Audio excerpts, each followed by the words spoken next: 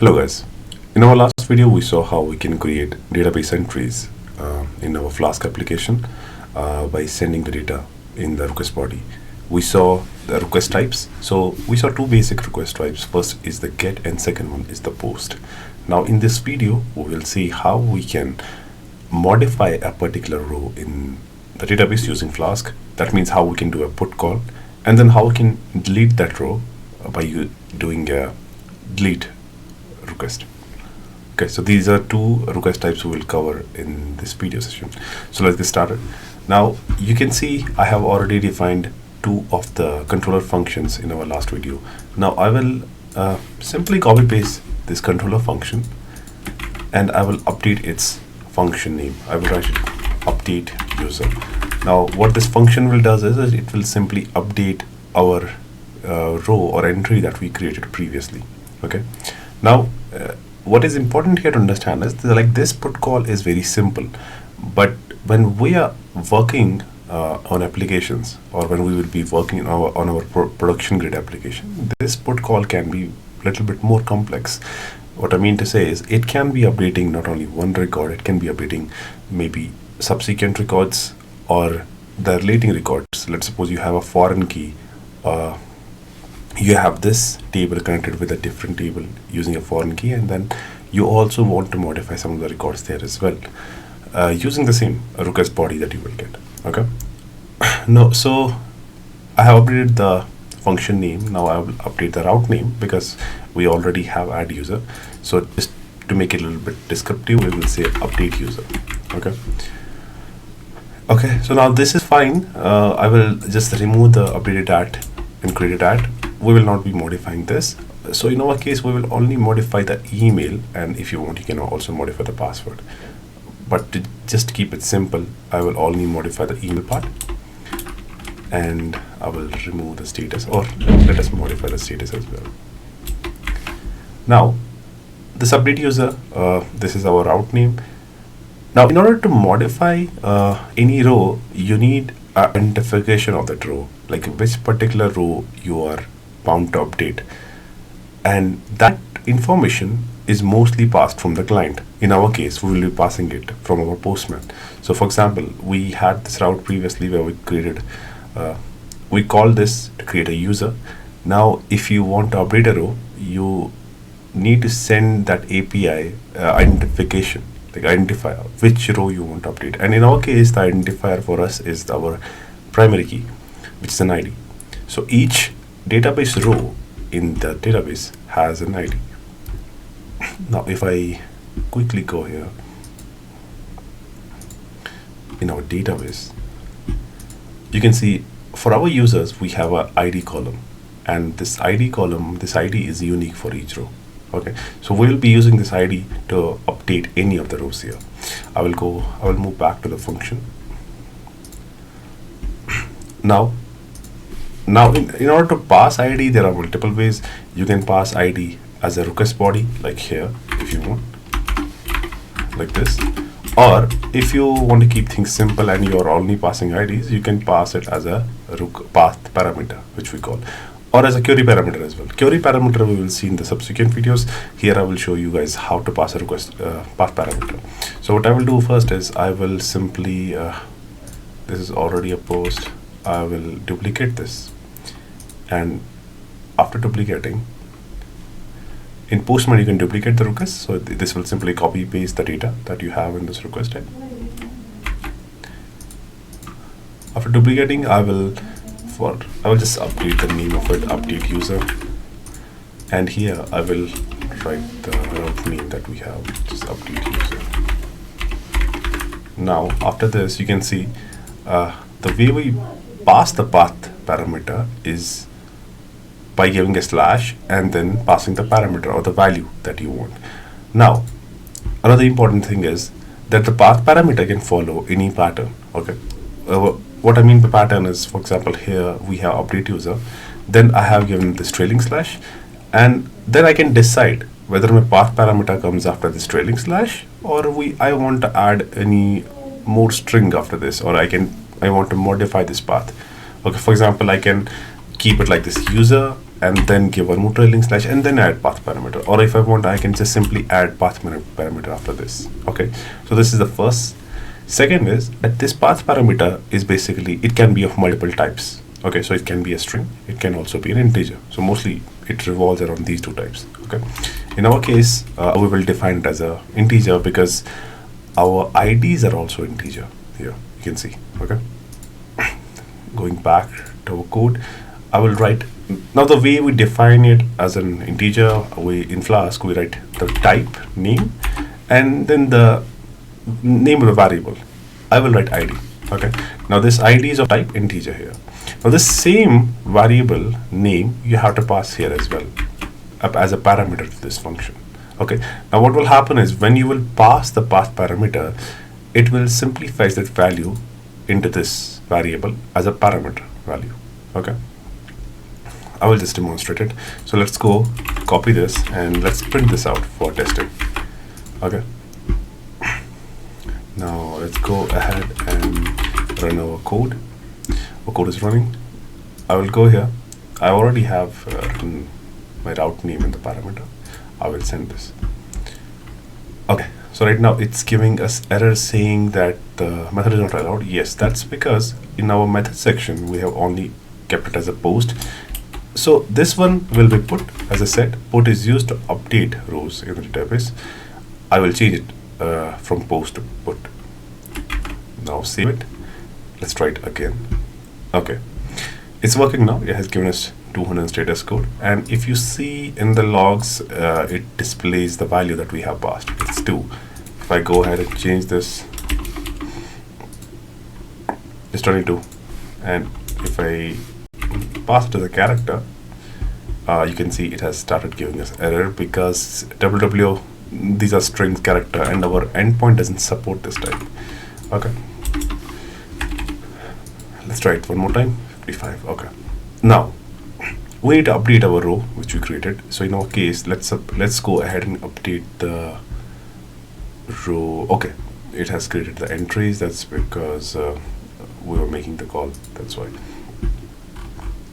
Now let's go ahead and update our third row, which is having an ID of 3. I will go here. I will remove this because we are not using the requested data here. Actually, yeah, we are using the request data. So I will keep the data here just to print out what data we send, and then I will write a query. Now I will write a query db.session.query. Now it has a db.session has a method query which is used to query the database. Okay, in this I will write users, and then it has one more method which is filter. Okay, now in this filter I will say user.id equal to which is id, and then I will use first. Now I will explain things once I write this, and then here I will write user, and just to print I will write user here as well. Okay, so what's happening is we are querying the user table here using the ORM functionality that our SQL Alchemy has. So I have written the user model. That means we will be querying user table. Okay, now since I have given it the entire object, that means it will be projecting or fetching all the columns that we have in the user table. If I would have written it like this, then it would have only taken the ID column. Okay, select operator.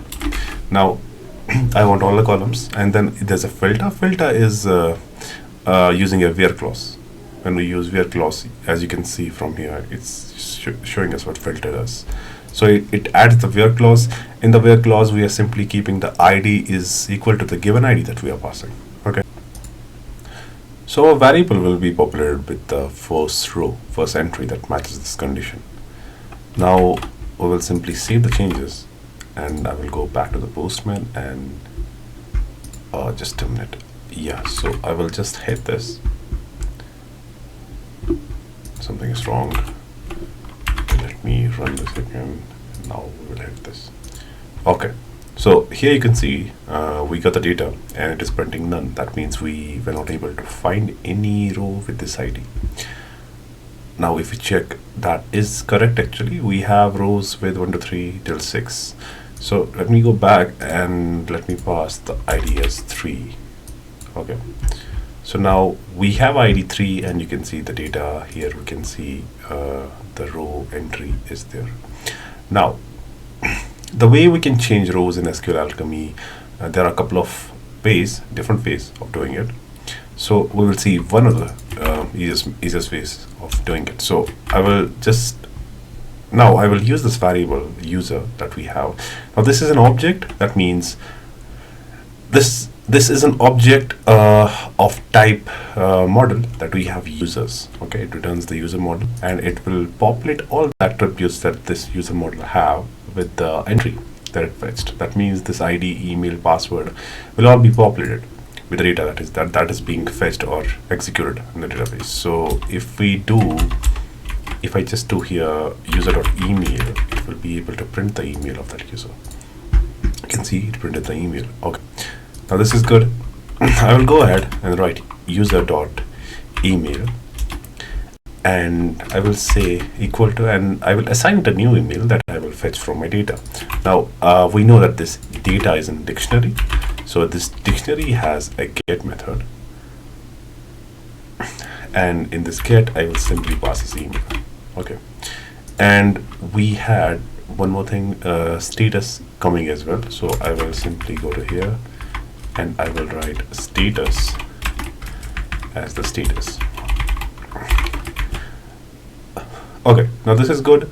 Just in one word of caution here, when we are dealing with data like this and we are updating the columns, it's very important to put the validation, especially in the production grade applications. When you are working with in real world applications, you have to put the validation. Otherwise a lot of issues can be happening. First is the data inconsistency, but it's also it can also pose a serious security threat when you're doing it like this. So in our case, I will simply add an default value. If in case email is not sent, I will say email test@gmail.com. That means if the email is not sent, it will update this, and for the status I will say maybe 2. Okay, now after updating it, we have to run one more query here. So we will do database session count. Now what this will do is, after updating the rows, it will what this row updation do is it performs a update query in the background. Now after updating the query, we have to perform a commit so that those changes should be committed to the database. Okay. And then we print our email. Okay, let's go back, and here I will remove the status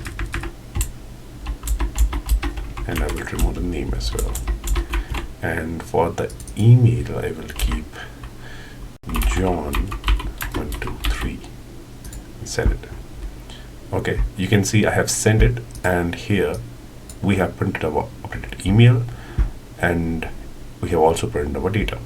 Now let's go back to our database and refresh this. You can see our column has been updated, and so is our status, by the way. If I go to the status,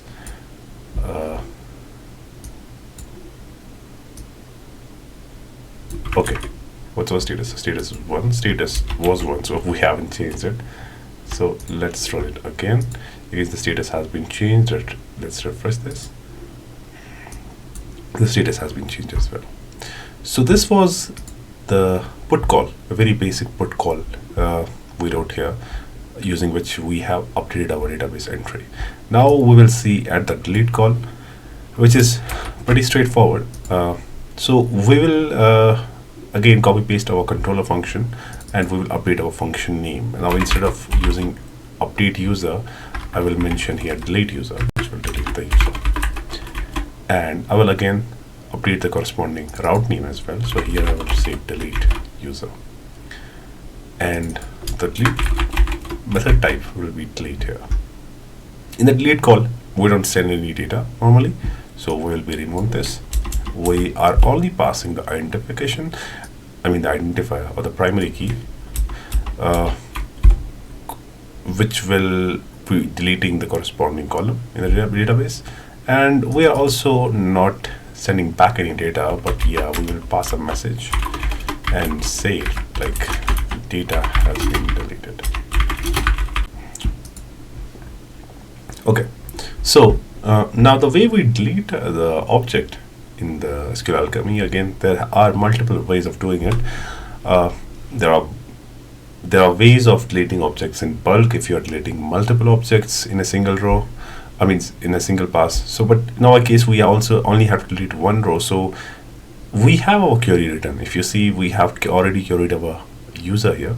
So what we will do is we will simply fetch this variable here, and here we will say delete. Now this delete, it takes an instance. You see, the function definition says it, the signature says it. It takes an instance of the object or the class. So here in our case, it's asking the user. Okay, so we have already queried our user here, and now after deleting it, we will simply do db session.commit. That means after SQL Alchemy executes the delete query in the background, it will simply commit those changes. Okay, and it will delete the user, which is this one. Okay, now let's go back and duplicate our request again, and here I will just rename this to delete user and change the request type to delete, and here I will say delete. Okay, this is perfect. Now if I just enter this, you can see straight away it says that the user has been deleted. So that means our query ran successfully. If I go back to database and I refresh this, you can see the row is gone, it has been deleted. Now if I run it again, you will see what happens. Straight away there is an error, and it has completely like shut down our endpoint. And this is not the ideal way of doing it. Normally, if in the production grade or when you're working with real, so you will add a try catch so that you can handle these cases. If in case there's a failure, you can handle them gracefully. Okay, so we will see the try catch in the upcoming videos. But for now, let's go ahead and delete on the row, which is the row 4 we have. It has been deleted as well. So let's refresh this, and you can see the row 4 is gone as well. Okay, so that was all for two of the remaining request types we had, delete and put. Now we will move further in the next video, and we will see how we can add more things into these endpoints that we have covered so far, and we will see other features that the Flask covers. Like we will see how we can modify our architecture and create an MVC based architecture in Flask, how we can add more tools, and how we can add middlewares in Flask application to intercept request and responses.